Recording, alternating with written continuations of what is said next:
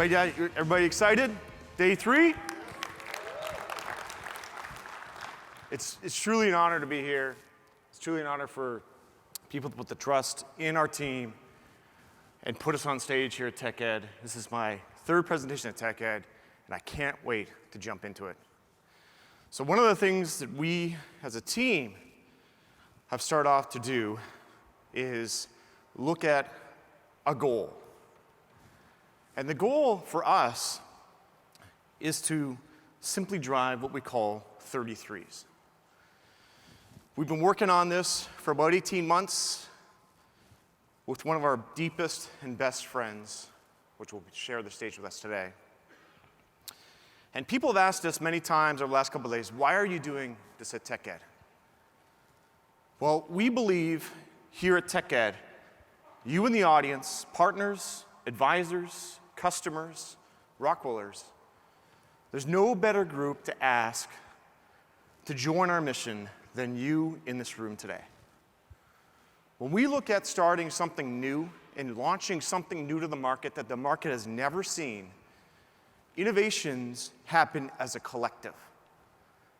They don't happen over 6 months where a product goes from nothing to a valuation of $10 billion like some .com startups do. They happen because we as a community embrace things, believe in a higher mission, and end up crafting the future of our industry. As the opening montage says, we need you and you need us. And what we're here today to do is to present a provocation for you to join the mission. Industrial innovations have happened in the past. We've innovated before with you. These products you use today. I was walking around the breakout sessions and seeing the results of our collective innovation together. And with this team you'll see on the stage, we are essentially running a startup inside of Rockwell, Rockwell's first lean startup. And we did that with intention because we want to not only go as fast as we can, but startups' main goal, believe it or not, is to learn what the market values. And that is our goal. We started this journey about 18 months ago. And we believe that this can bring us all into a new productivity era for every industrial worker. So let's start by explaining what a 33 is. A 33 to us, as I mentioned, is the goal. It is a single goal that we believe can really change the world. When you put this in context, it really moves things forward. Now, what is the unit of this number? The unit of this number is 33 seconds per hour. This small amount of time for every industrial worker can change the world and move us into a new productivity era. And I'm talking about every vertical, oil and gas, water, wastewater, whatever your industry is. Now, how did we get to this number? I know you're details people, so I'm going to go through some math. It is just 1% of your workday. If your workday is an 8-hour shift, mine recently hasn't been, but let's just play this out, okay? In fact, for the last year.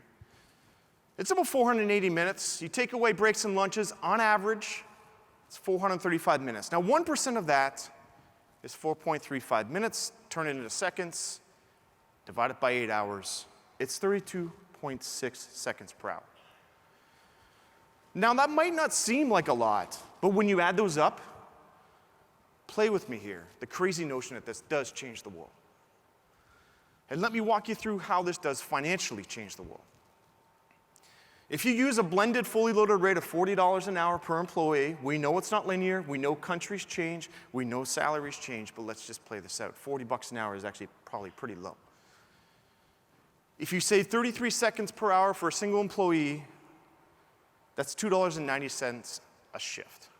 Bubble that up to a 5-shift work week, that's $14.50 per week, and over a 50-week work year, that's $725. For one employee, saving 33 seconds an hour. Now, productivity savings can drive other things in your plants, right? More widgets reassignments, expansions. We believe this can drive all that. Now that's for one employee. So for a mid-sized plant, this starts to scale. 2,000 people in a plant, that's almost $1.5 million of productivity savings moving. Now, are you ready for me to go all marketing on you? Yes. Let's sensationalize this. I call it CNNizing. According to the Bureau of Labor Statistics, there's roughly 19 million US workers, excluding agriculture, industrialized workers. That's almost a $14 billion productivity improvement. I call that GDP moving productivity. You can quote me on that, put it on CNN, you're good. Okay? We believe this goal can actually change the world. 33 seconds per hour. Now, what tool would you need to improve your productivity by 33 seconds per hour? A screwdriver, a better controller, more automation, maybe a manual, we don't know. So we started a project inside of Rockwell, a lean startup, to attack this problem. We got a team together and we said, how do we drive this minimum? We call this team Project Stanton. And then we looked back in our history and tried to look if there was something we could leverage, okay? We went to customers and we asked them, do you need a better screwdriver? We'll go make a screwdriver. We didn't make a screwdriver, okay? That would have been too easy. Do you need better visualization? Do you need something to collaborate? What do you need? So when we started to explore this with our customers, we discovered that a lot of customers said the knowledge in their workers' heads is very important. The ability to solve a problem from someone's experience, education, is equally important as data from the machine. So go figure, people are important. Strange concept. Much of the market says just get lots of data and then give it to everyone, and that'll drive productivity. And we discovered there's a balance. And we discovered that everyone in your plant needs a different tool to drive their 33. So what we had to do was we didn't have to just think outside the box. We blew up the box, we threw it away, and we had to rethink it all together. One key part that we've experienced, all of us in this room, and we heard from our customers, is that a big inhibitor to delivering increased productivity gains is friction. The amount of time or the amount of infrastructure to get to the productivity gain for just 33 seconds per hour. We cannot have that as measured in years. We can't have that measured in months. Our team's goal is instant. So we had to rethink it from the ground up. We settled on 3 pillars that Project Stanton was founded on. The first is zero friction. Gain this productivity right away, no matter what. No matter what stage in the connected enterprise you're in, no matter what type of manufacturer, infrastructure player you are, everyone. To drive towards this goal, we had to be what we call frictionless. We had to create something that really hasn't been done in industry. The second is something that adjusts for every user. The value varies depending on the user. Electrician 1 sees different value than electrician 2, same with engineer and supervisor. And every user means ongoing value addition to retain them. Because if you show a spike in productivity gains and you lose it 3 months from then, it's useless to even start. And the third, of course, is to look at this 33 seconds. Not to look at solving the world's problems in this project, but starting small and having a scalable platform to extend by involving you. So we set out the team and we set the team's why statement. It's 8 words. There's a 7,000 words manifesto behind this. There's lots of planning, lots of discussions, but 8 words. Use hourly and be frictionless for every role. And to drive a minimum of 1% productivity gain without large upfront capital infrastructure costs. Where did we start? We decided to start by looking at something that is prolific in your lives today, and it's your smartphone device.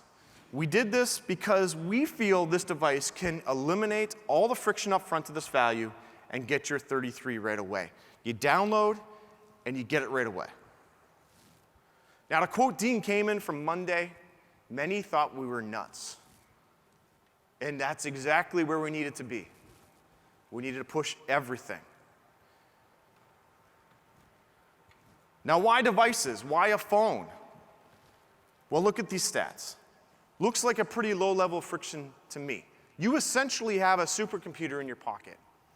And using this device as simply a client to something that you existing have is a waste of the power you have. 70% of us, even more in the geek squads around industry, might have 2. 8 cores, 3 gig of RAM, 30 gigabit storage, and who knows where they're going to go in the next 18 months. We provoked ourselves to say, can we utilize the power in these devices to break through all the friction? And we know in industry, not everyone's allowed to have a smartphone on the plant floors. But we believe that's because we haven't yet found something to truly provoke you, to truly find the value every hour for every worker in your plant. And trust me, way back in the day when I first got my Palm Treo, the late 90s, I tried to use VNC to get my HMI on it, right? And that's not what we're talking about here.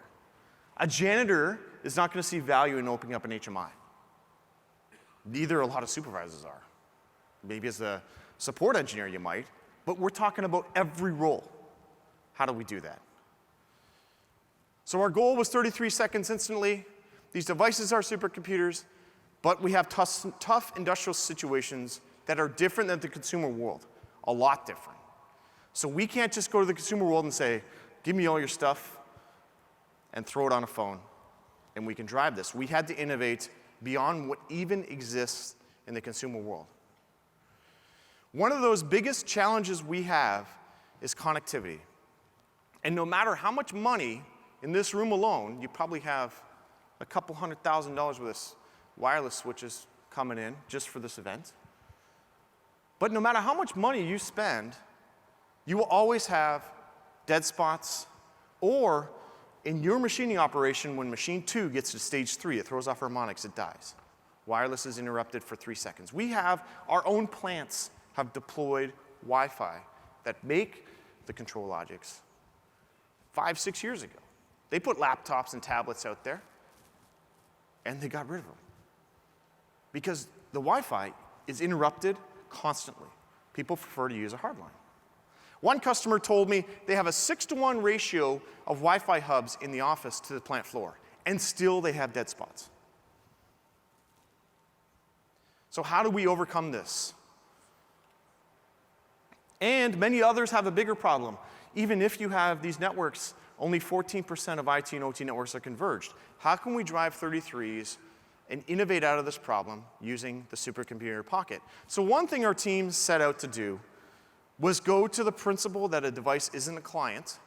The device is, in fact, the edge. The human is the edge. In the market today, a lot of people look at the edge as being some type of box that you throw, some type of gateway that you throw inside of your plant. We believe, with Project Stanton, that in my pocket, I put my phone over there so Pants wouldn't text me while on stage. The phone in your pocket is actually the edge, okay? And because you have a server-class supercomputer with a ton of horsepower, coupled with a ton of radios in that device, we could do something innovative. So that brings us back to the project's goal. The goal is to deliver 33 seconds per hour productivity for everyone. As we called it Project Stanton.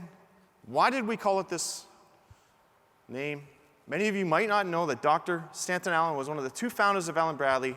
He's the dude with the luscious beard on your right. one of the original founders of Allen Bradley. And we've innovated over the last 18 months, and we have a pleasure to show you today what Project Stanton has resulted in. It's resulted in something we call the Rockwell Automation App Platform. And this is what it looks like. The app platform is a single Rockwell app.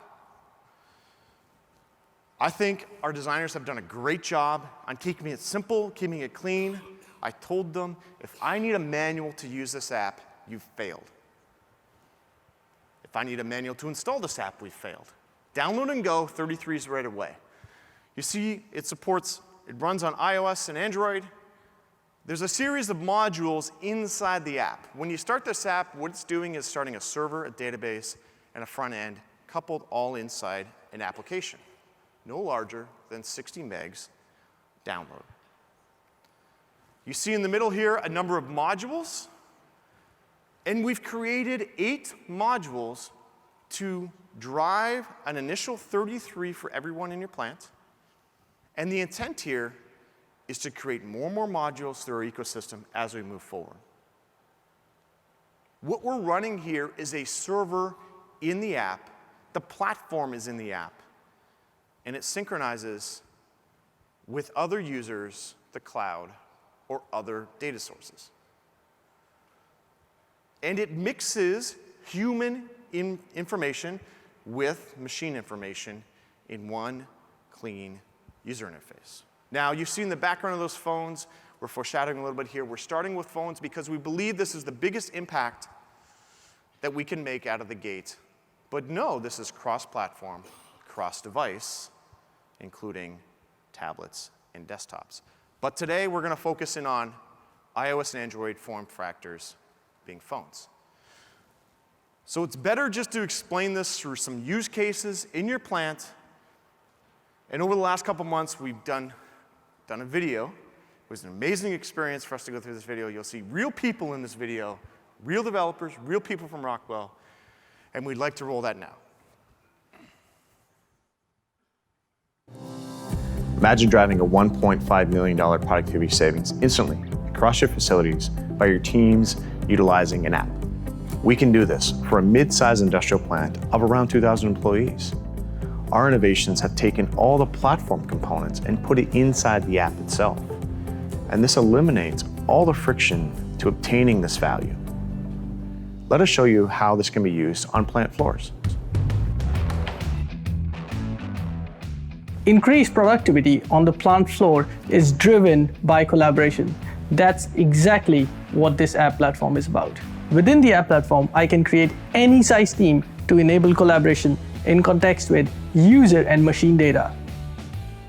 If a problem arises, like this one that I'm not familiar with, I can quickly create an incident ID with the fault code and a photo. Then I can post it for the entire team to review, all without leaving the app. I see Angela posted an incident to the team. It looks like there were multiple incidents created for the same issue across shifts. I'll use the knowledge base module within the platform to find a solution. Got it. I will now post this information back to the team so they can resolve the issue. That was really quick. By engaging with my team, I had all the information I needed to get us back up and running. In addition, the app platform has modules that connect directly to plant-wide devices that provide real-time data to fix problems fast.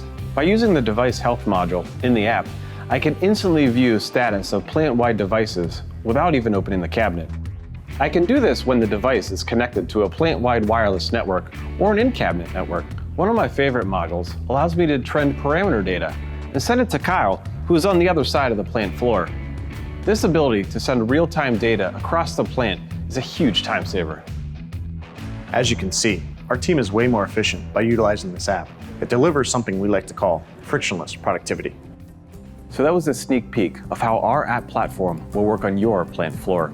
The app will continuously be updated with new features and enhancements, just like all the other apps on your device.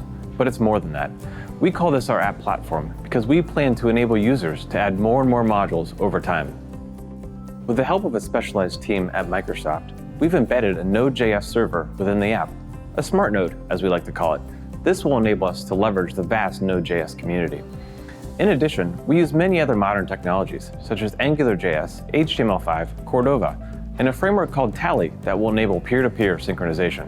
All of this enables unique opportunities when you don't have or don't need connectivity. Our app platform opportunistically syncs data to the cloud, to other users, or no users if you prefer to act alone. Cloud or no cloud, you get the value. Our mission is to instantly increase productivity for every industrial worker. We built this app platform for industry with extensibility in mind, where additional modules can be added over time that we haven't even thought of. Join us on this mission, get the app, and help us change the world.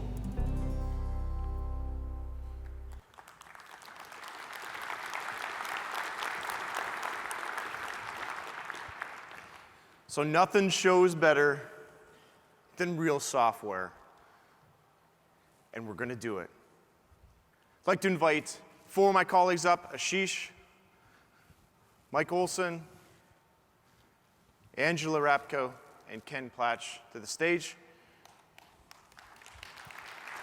Mike is our lead developer, Ashish is our lead product designer, Angela is the marketing manager, and Ken is our architect. For this scenario, we're going to assign them roles. Mike is a trade electrician, Ashish is the supervisor, Angela is the controls engineer, and Ken's the new electrician who's not on the team yet. So first thing we're going to do is have Mike, he walks by a problem and he notices something in the production area. He then opens the incident module and creates an incident about a motor issue. Simply going to enter a name of the incident, what product it's about,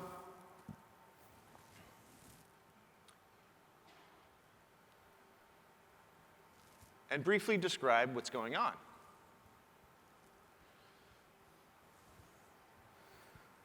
So what the app platform does is takes this and logs it in the database behind the scenes inside the app itself. He also takes a photo of you, because you're the problem today, wave, and he logs the incident. So what that does is through his team, the people who are invited to his team in the application, that automatically synchronizes to them. Ashish opens the module, Mike then chats with Ashish and sends him the incident. And as the supervisor, he's really smart about all these issues.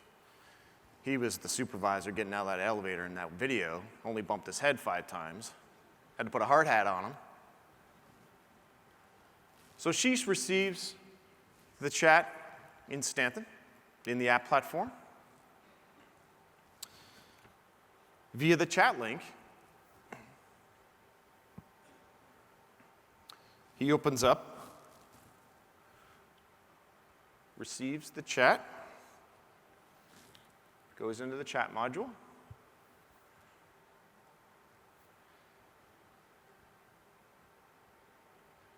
goes into contacts,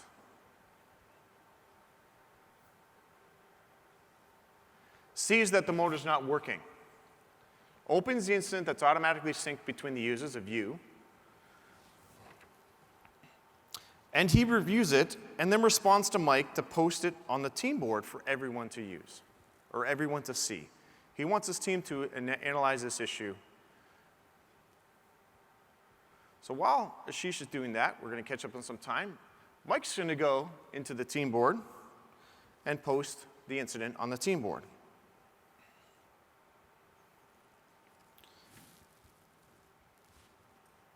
Angela, as the controls engineer, has been notified and is watching the team board and responds for Mike to connect to the drive and see what its status is. Now, the app platform does not need any interposing software to connect to this drive. That's too much friction. So what we've done is we put a communication stack inside the app platform where the app connects directly to this drive. And Mike is showing the connect module. So the team has previously entered a series of drives and controllers in the connect module. So when he opens the device health module, it scans the available device, in this case, we only brought one drive. TSA only allowed us to have one drive in the overheads. So he sees that the drive's good. And he touches the drive inside the device health module and can see it's at the right revision, it's the right status, and its serial number. Mike can't see anything wrong. The drive's coming okay, so then he switches to the trend module, and he walks through creating a new trend for the PowerFlex 755. What the app is doing now is reading all the parameters in the drive. He's thinking it's a DC bus voltage issue, and bam, he's got a trend. But he still doesn't see an issue. Everything's working fine. He doesn't have a problem. He doesn't think there's a problem. So Mike goes back into the chat module, messages Angela as the controls engineer, and tells her, hey, the bus voltage is fine. Take a look at the bus voltage. Here's the trend.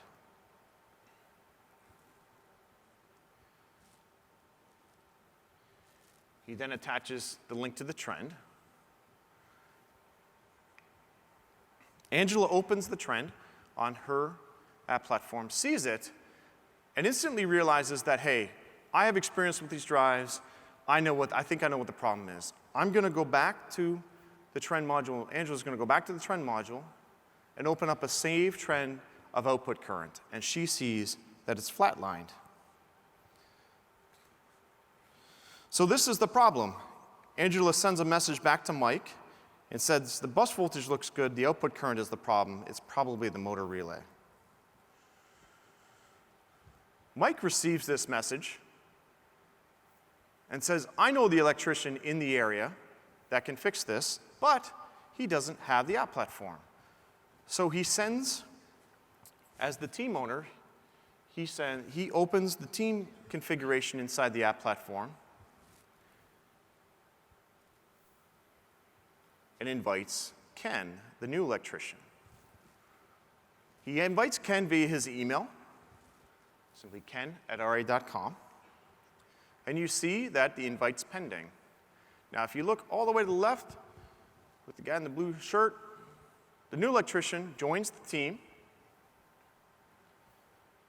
and what the app just did was synchronize with the incident list, with the connection list, and all the information from this team where Ken can join the team and start to help solve the problem. Mike messages Ken and asks him to take a look at the issue via an incident. Fast typer, fast typer, fast typer. No pressure, no pressure. Ken receives the incident, automatically adds him as part of his contacts. He reviews it. He goes to replace the motor relay. Then he updates the incident to resolved, puts the issue resolved back in. He then goes to the team board and responds to the team that is fixed. So Ashish, as a supervisor, wants to avoid this problem in the future. So what Ashish does is he opens a knowledge base module. And what this does is if you have a cloud connection, it then goes to the web, loads the knowledge base, and he can search for an answer to perhaps avoid this issue in the future. That was just a live demo of our current builds of the app platform. Thank you, everyone. I appreciate it. Thanks, Mike. Thanks, Ashish. Thanks, Angela and Ken.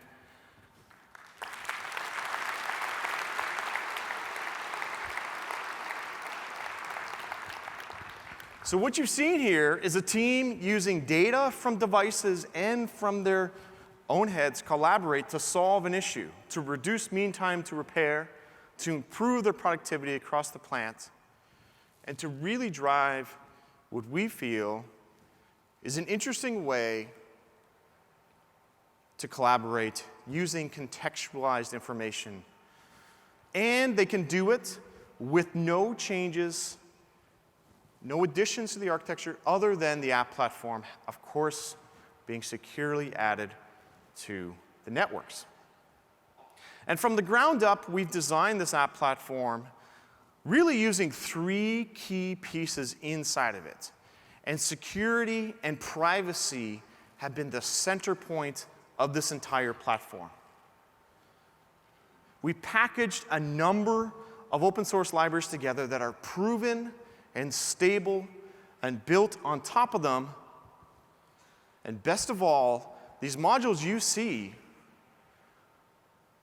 we want you to participate in expanding these modules in the future. So it has really 3 components: the engine and the database, the synchronization and the comm stack, and the modules, server-class software on a server-class device. Leveraging engines across not only iOS and Android, but also potentially Windows 10 in the future. And we haven't innovated this alone. One of the key things to delivering what you've seen today on stage and what you see in the video has been partnering with literally an extended family from Microsoft. Microsoft's charter is to enable people and businesses throughout the world to realize their full potential. And of course, industry has been a part of that for many decades. That node engine that Mike mentioned in the video that's behind the app, inside the platform, has been one of the major innovations Microsoft has built with Yaron and his team at Microsoft. And it's really changed the game because it's truly cross-platform. This enables so much inside the app. In addition, there's a prototype plugin that they have been working on, and if you were astute, earlier I used the stat of saying only 14% of networks are converged, and only a small subset of those have wireless. How do we break through the barrier of you doing what you had today, you see on screen, without even wireless, getting a minimum of 33 through collaboration, even if you don't even have wireless installed in your plant? I talked about earlier, these things are supercomputers, and they have a lot of radios. So why not dive in to something really interesting? In addition, we feel this technology that Microsoft has been paramount to invent is key to increasing the resiliency when you connect your enterprise of delivering information to users in a mesh-type way. Microsoft has taken on this big challenge. We both think that we were nuts for a long time. And we have them here today. We have Yaron Golan, the principal developer who's worked on this project for the past 2 years. Yaron, you got the stage.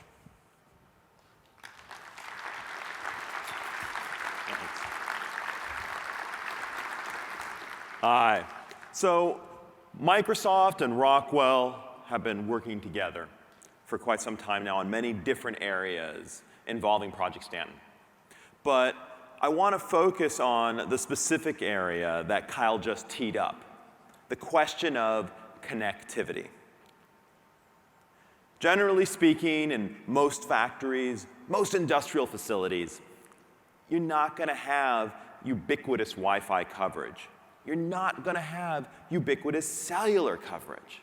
So if we don't have that coverage, how do we keep the data flowing that keeps the collaboration going, which is the heart of those 33 seconds?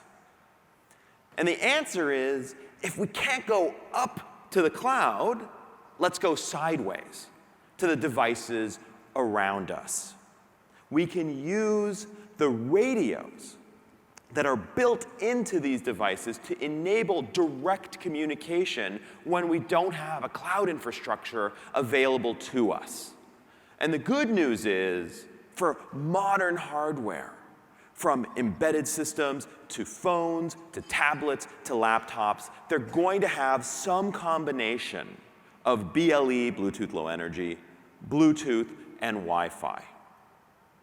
And the Tali open source incubation project uses all 3 of those technologies, plus elliptical curve cryptography, plus TLS, to enable us to communicate directly to those devices that are around us, which means we can do local discovery but with privacy.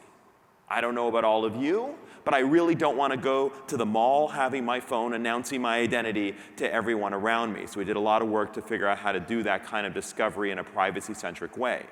We have authentication, but without a centralized cloud-based identity server. So you can take your phone down to the third sub-basement and securely authenticate yourself to a piece of equipment or someone else there. And we are able to enable data transfer, but with privacy and tamper resistance.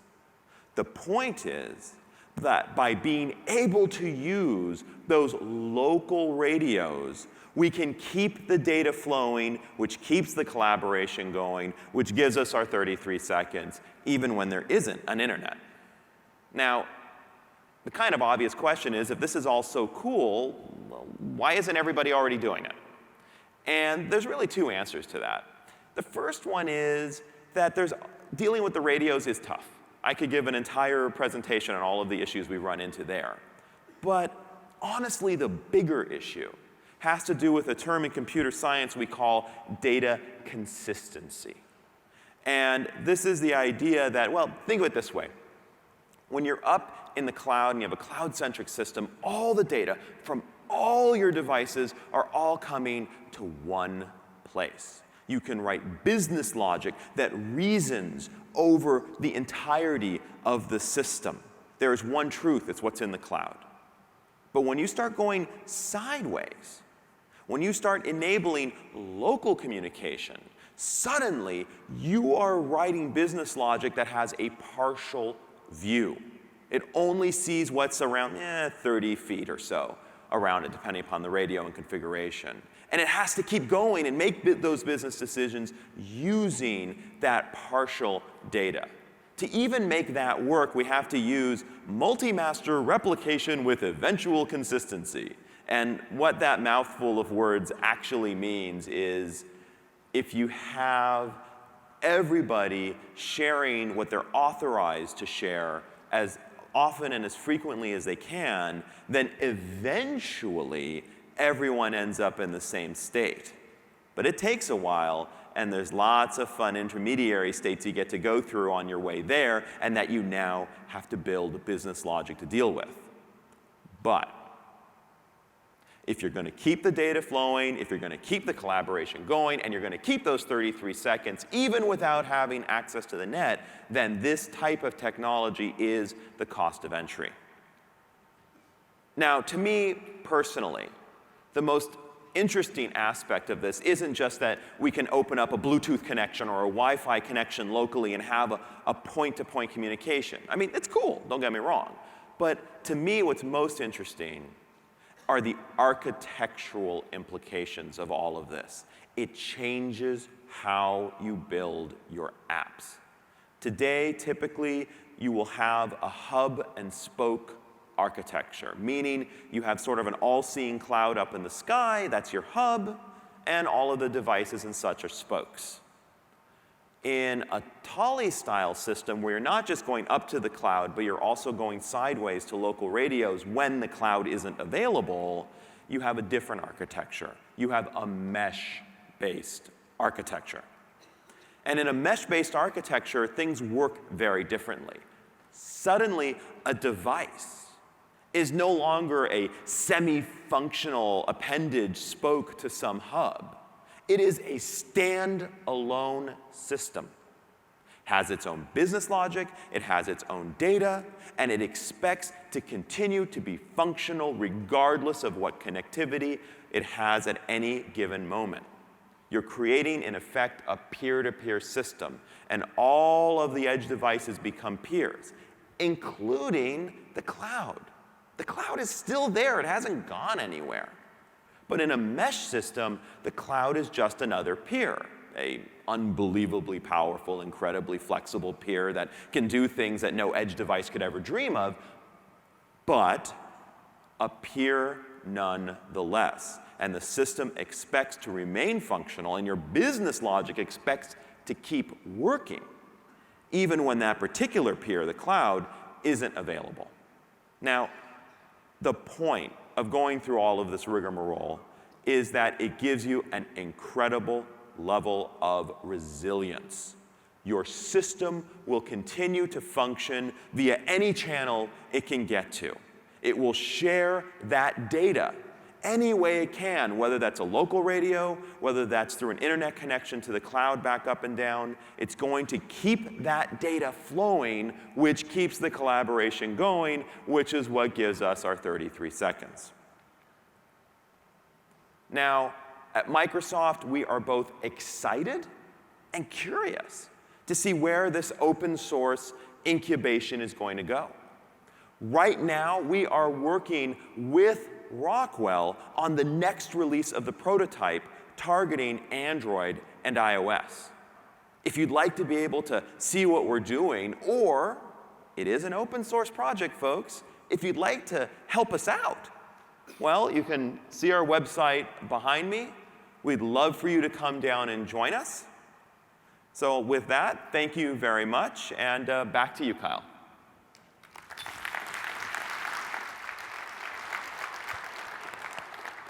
That's amazing technology.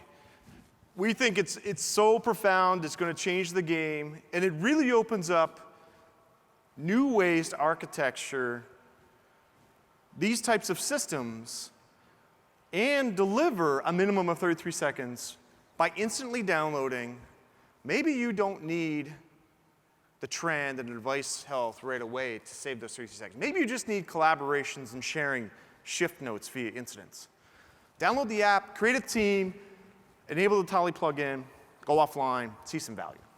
As you connect your enterprise, as you expand the networks, as you connect things, more modules open up. As Yaron said, this is a prototype plugin that we are really excited to see. And as we release the app platform, you'll see this emerge for particular use cases. So 33s no matter what.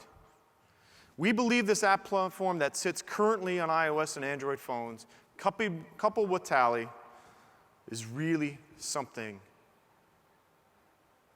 new and something innovative. Like our team said last year, our goal is to innovate. And lots of late night phone calls with Yaron, we always end it by saying, Kyle and Yaron, easy is a waste of time in our mission. Microsoft has been the greatest partner along this journey, and we can't wait to see what's in store as we continue to work together. So let's put this back in perspective. The quantification of the value of 33 seconds is 1% of your workday. Do any of these modules you've seen today drive a 33 seconds per hour improvement for you or a team member? If so, this means potentially in your facility, millions of dollars of productivity improvements. Maybe you run a smaller crew, but even if you save $100 a week in productivity improvements, you can reassign that to something else. So Project Stanton and the app platform, what we're showing you today is not vaporware. This is a real product, and the call to action for you is to join our mission.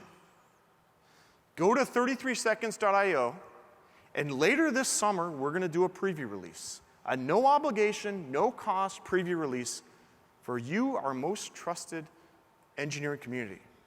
Partners, customers, join the mission.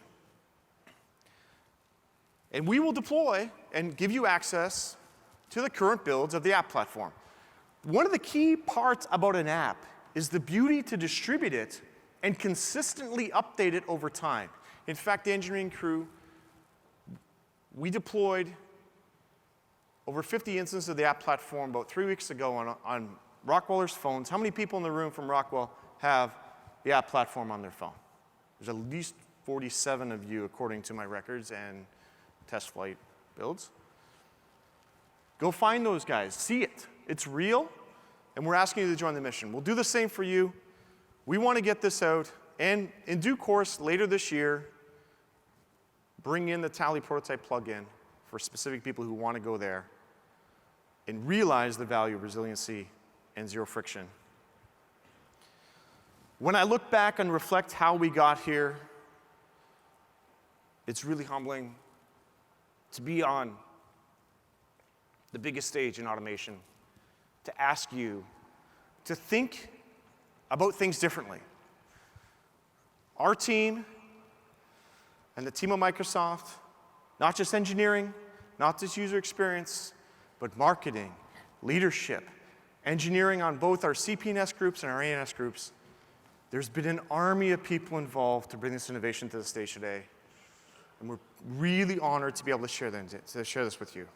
From a simple idea, banding together with Microsoft, running a lean startup, the first of its kind in Rockwell, failing, pivoting, finding new solves. These are pictures of our team as we've been developing, including the guy sleeping underneath the table there, the wizard, where we showed our first public prototype of the Tally plugin doing peer-to-peer in Stanton over there at Automation Fair last year.